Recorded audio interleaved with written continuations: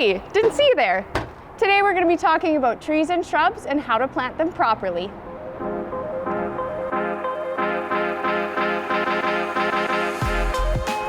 Hi everyone, today we're going to be talking about planting trees and shrubs. So in front of me here, I have got a hydrangea. This one is a little quick fire. So first step of all is to pick the place that's going to suit the sunlight requirements for the shrub.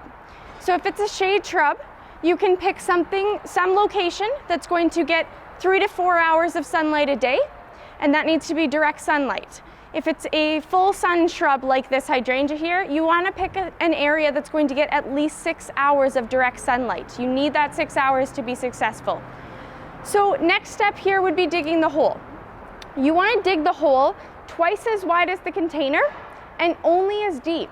Since we live in Saskatchewan in a very clay-filled portion of the province, you only want to dig as deep as that pot, otherwise you're going to create a bowl. And the shrub, when it rains and when you're watering, the shrub is going to drown in that bowl of water. So, and that applies to trees too, same thing. Just 2 times as wide and only as deep. And then your root ball is going to sit directly on top of that native clay so that it can properly drain like it normally would if the hole wasn't there. You just don't want to drown out that shrub when it gets really wet. So once you've dug that hole out twice as wide and just as deep as a container, you're going to pull your shrub out of the pot. Now it's been grown in the container. So these roots, as you can see, are spiraling around and around. And without your help, these roots will not be able to expand into the native soil so they can access some water. So it's up to you to help it out. So what you're going to do is grab a knife. I use an X-Acto knife here, and you're going to make a cut in the root ball.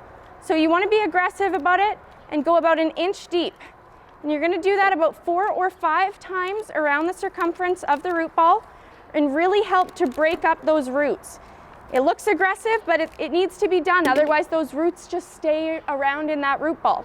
Then you're going to take them and you're going to work it out. You're going to loosen up those roots. See all those roots right there? Give them a couple of cuts. Help them spread out. So loosen it up so that those roots can expand when you plant them into the soil. So next step is to wet down the root ball. Mine's already quite damp, so it's going to stick, the Mike's product will stick onto it well. So this is a Mike's root compound. It's a stimulant for root growth. It's not a fertilizer, it's got bone meal and blood meal and a chemical in it that produces lots of good root growth. This is very important when planting shrubs in that first year. So you need about a cup for the size that I'm working with here.